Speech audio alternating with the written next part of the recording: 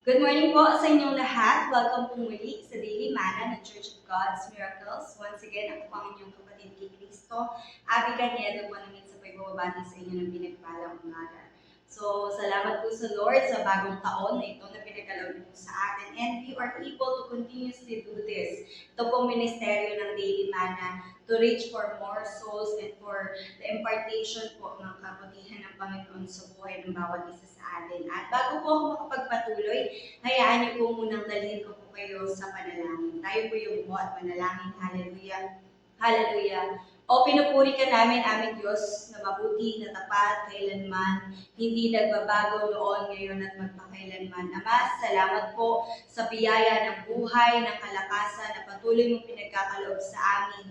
Salamat po sa katatagan, sa kasigasigan ng puso ng bawat isa sa amin, na makapagpatuloy sa bawat araw na ipinagkakaloob mo. Ama, patuloy kong dinadalangin ang pangunguna ng Banal na Espiritu sa gagawin po naming pag-aaral, pakikinig ng iyong salita. Dalangin ko po, tuwiran po siyang makapangusap sa puso ng bawat isang makikinig. Ama, ako pong abang lingkod mo ay walang kayang gawin apart from you, kaya nais ko po tuluyan at totoong ikaw yung mangusap sa buhay ko po at maging sa puso ng bawat makakatanggap po ng iyong mga salita. Lord, I empty myself so that you can continuously fill me. Fill me more and more and more, Panginoon. Salamat po, Panginoon.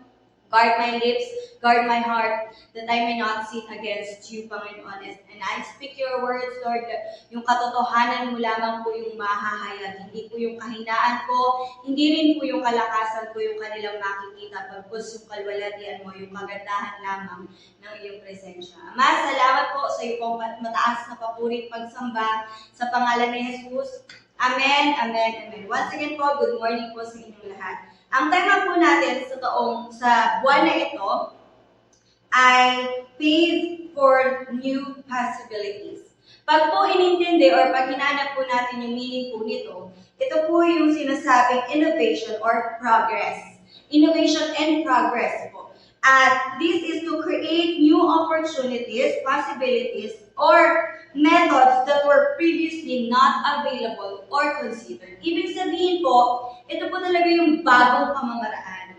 Hindi ka na po magre-reside dun sa previous mong ginamit or ginawa. So kung sa taong 2025 hanggang sa mga naiwan pa po natin taon, may mga ginagawa ka na hindi talaga iyon yung nag-succeed sa buhay mo.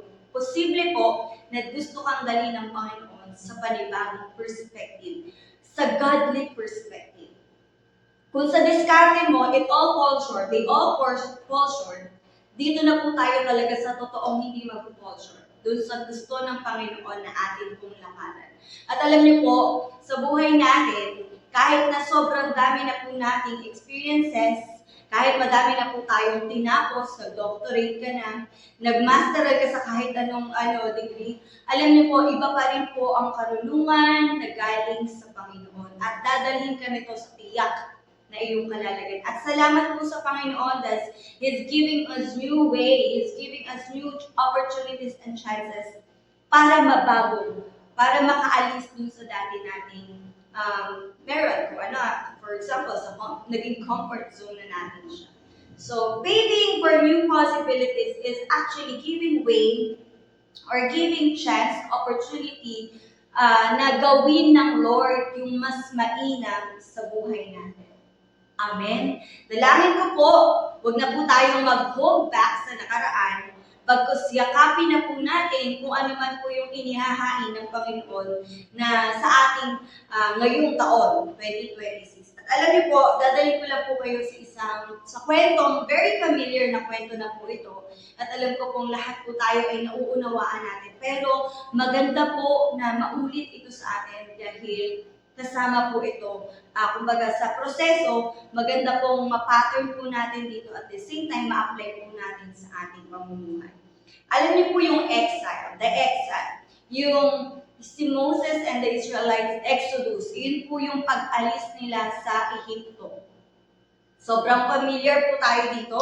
And maging yung sa parting ways, yung paghati ng Red Sea. Alam niyo po, Natutuwa tayo sa Panginoon kapag lagi siyang may ginagawang kakaiba, kamangha-mangha na never mo pang na-imagine sa buhay mo. Pero ang tanong, katulad po nung sinasabi palagi ng mga Israelita, nayayakap na po kasi nila yung mentality or yung kinagisnan nila sa buhay nila when they were still in Egypt. So, posible po na kapag aalisin ka ba sa lugar na kinalakihan mo, na kinagisnan mo, papayag ka ba? Makikiayon ka ba? For you to be able to witness the parting of the sea, yung paghahati ng dagat.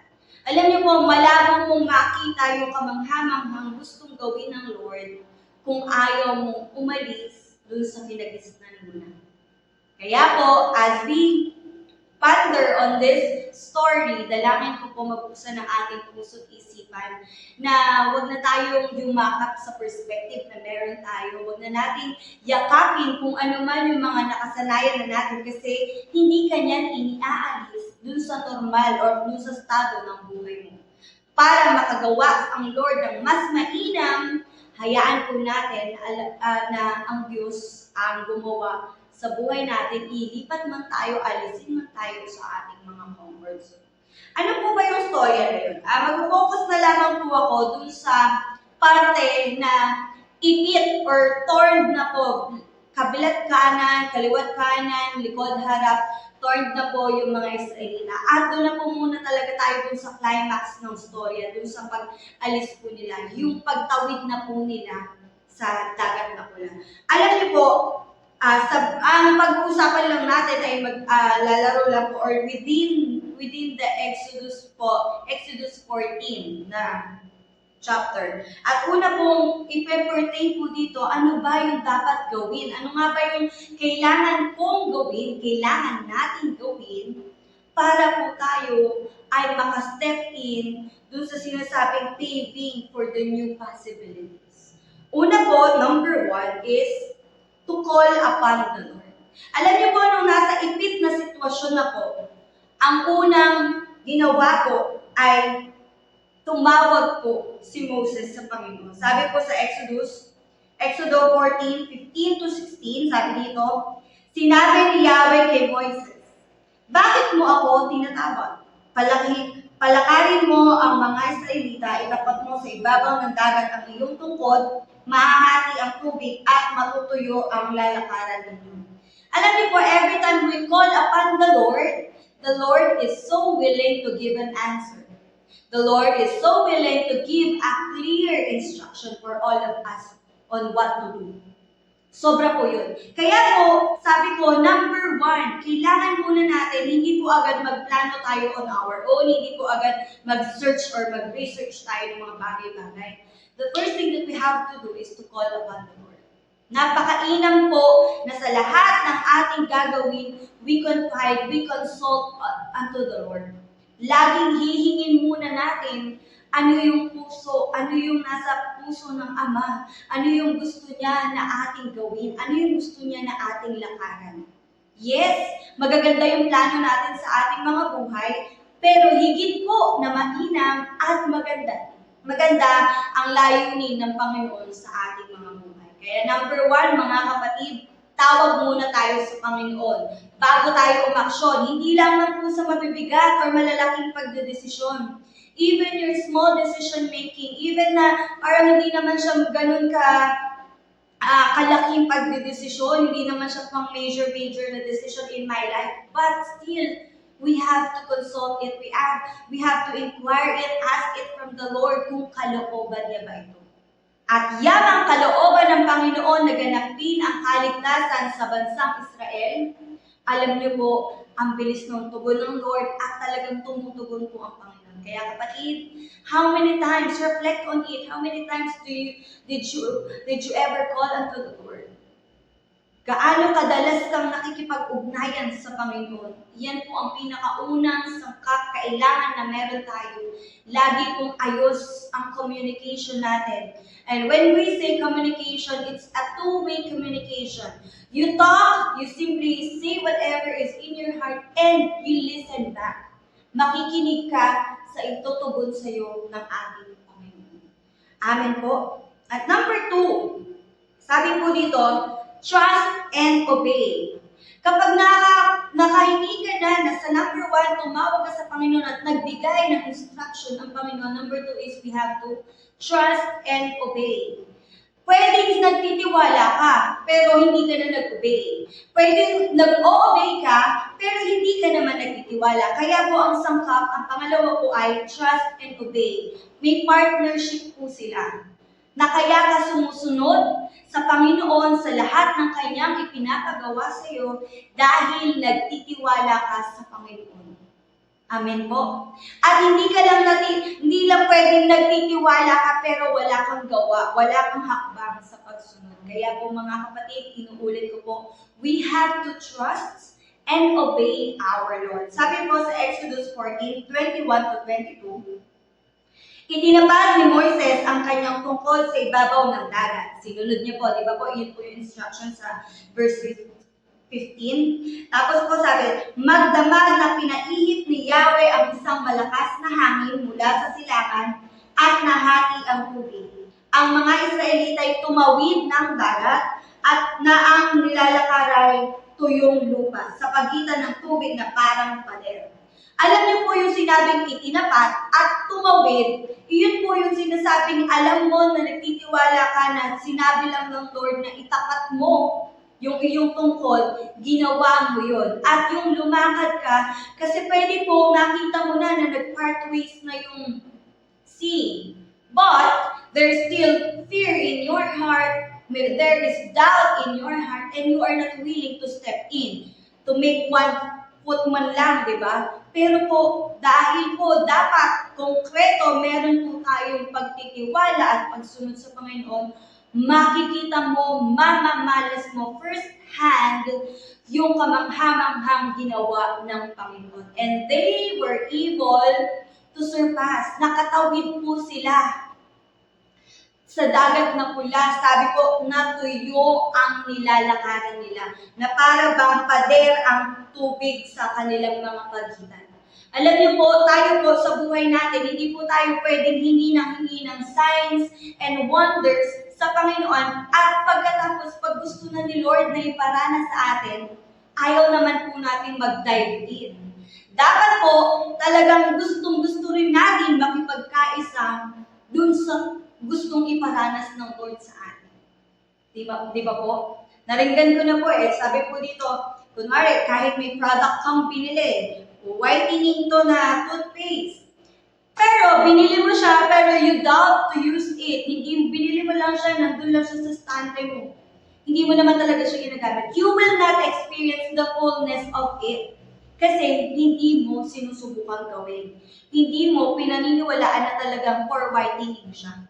At ganoon din po sa Lord, malabo po nating maranasan yung katotohanan ng salita ng Panginoon kung hindi po natin ito hahakbangan. At alam niyo po, ang bawat salita, ang bawat pangako ng Panginoon, it's for our own good. It's for our benefits. Sa lahat po yan ay, di ba nga po, sabi sa Jeremiah 29:11, plans to prosper you and not to harm you, plans to give you hope and a future. Walang pangit na gustong mangyari ang Panginoon sa buhay natin. Kaya po, mag-dive in, mag-let go, yakapin po natin yung prinsipyo o yung ipinapagawa sa atin ng ating Panginoon.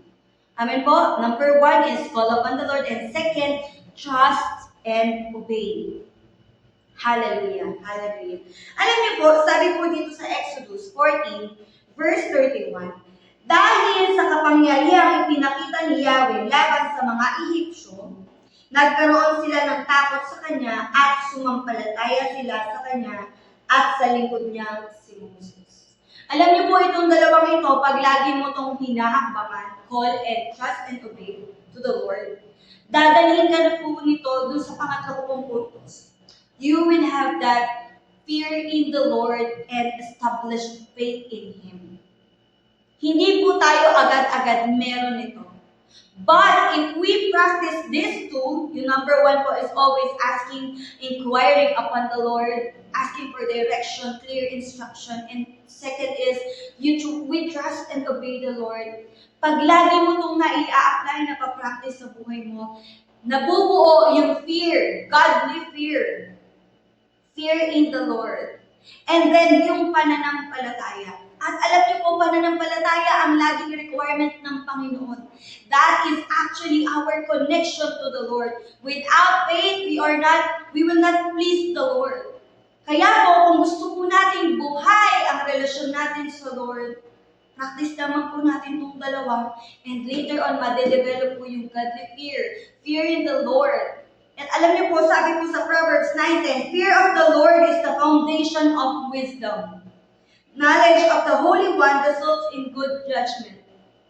Kapag po tayo ay may banal na pagkatakot sa Panginoon, iyon po yung pundasyon ng karunungan. Karunungan na hindi kayang ibigay, hindi kayang tapatan ng mundo. It's a heavenly wisdom. And I hope and I pray that as we acquire that wisdom, madadala po tayo nito sa new possibilities, new hope, new progress sa buhay natin na hindi pa natin nararanasan kung ilang taon ka pa man nabuhay. Like, kunwari, ang edad ako 35 years na po ako. In 35 years, may gustong bagong iparana sa akin ng Lord. At ikaw, ilang taon ka na ba? Talikuran mo na yung mga nakagisnan mo.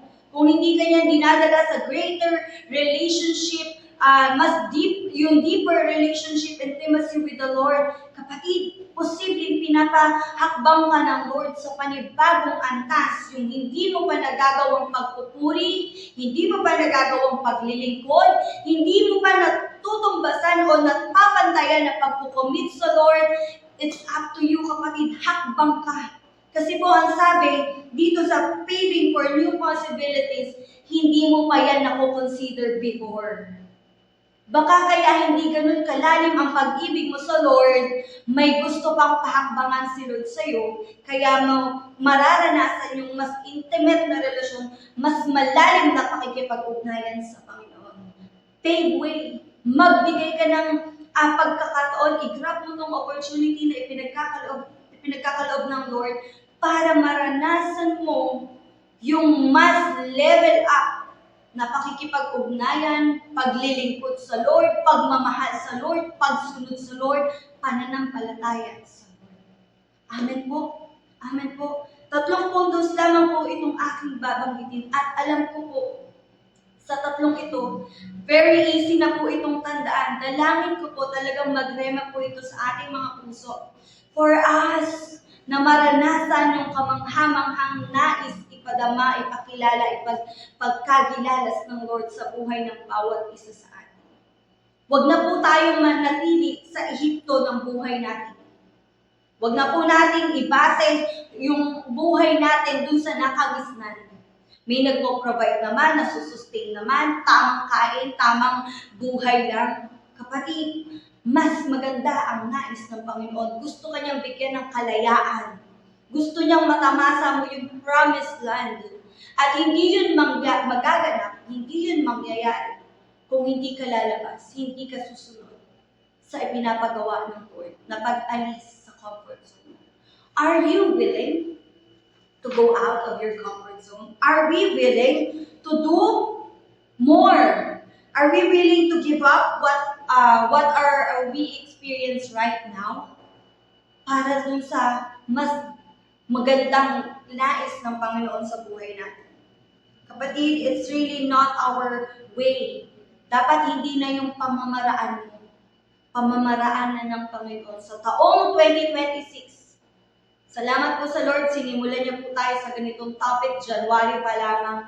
Magkakaroon na po tayo ng mas matibay or mas firm na desisyon sa ating pagpili. Paano natin gustong maganap itong kabuuan ng 2026. And sabi po dito, those who identify with God's people must separate from the world and its desires for the sake of holiness. They must choose exile. Kapatid, Kapag sinasabi mo gusto mong maranasan ang Panginoon, aalis tayo dun sa mundong kinagisnan natin. Separation. Para makita yung kaibahan ng para sa Diyos. Hindi pwedeng ang buhay mo ay nagka-camouflage.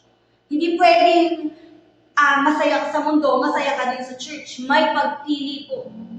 Hindi mo pwedeng, we cannot serve two masters.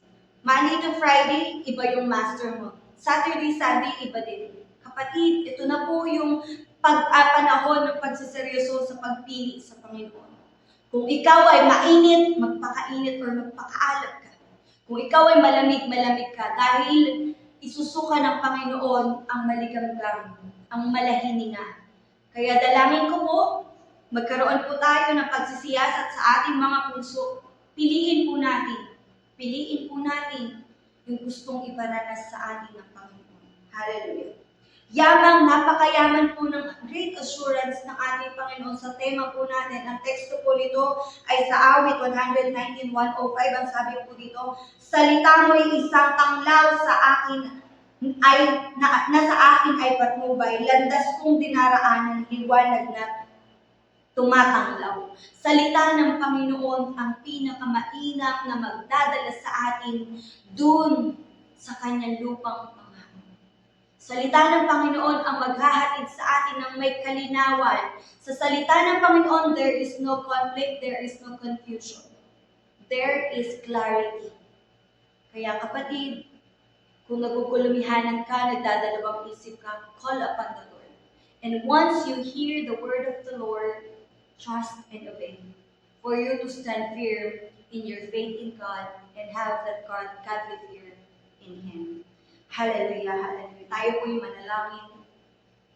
Amang banal, nagpapasalamat po kami sa kabutihan na iyong pinamala sa amin. Ama, katulad nila Moses, gusto rin namin makatawid, Panginoon. Gusto rin namin ng bagong pagkakataon, bagong karanasan sa iyo. Lord, gusto rin namin talagang bigyan mo kami ng total freedom. Gusto namin, Panginoon, na kami ay sunod-sunuran na lamang sa iyo, hindi sa mundo, hindi sa dikta ng tao. Lord, salamat, ang buhay namin ay maisukong lubos sa iyo upang maganap mo ang nais mo, yung kalooban mo, yung katwiran mo at kabanalan mo sa buhay ng bawat isa sa amin. Hindi namin kaya on our own, pero salamat, binigyan mo kami ng kasama namin na tagapagturo namin ang banal na Espiritu. Kaya po magaganap namin yung pinakamainam na layunin mo sa buhay ng bawat isa sa amin. Salamat po, Ama, sa pinagpalang araw na ito. Maluwalhati kang lubos sa buhay ng bawat isang nakapakinig. At Lord, salamat. Anumang panalangin ang matagpuan mo sa kanilang mga puso. Lord, if this is according to your will, let it be done. Salamat po, Ama. Maluwalhati kang mapasalamatan sa pangalan ni Jesus. Amen, amen, amen. Once again po, magandang umaga po sa inyo. Shalom.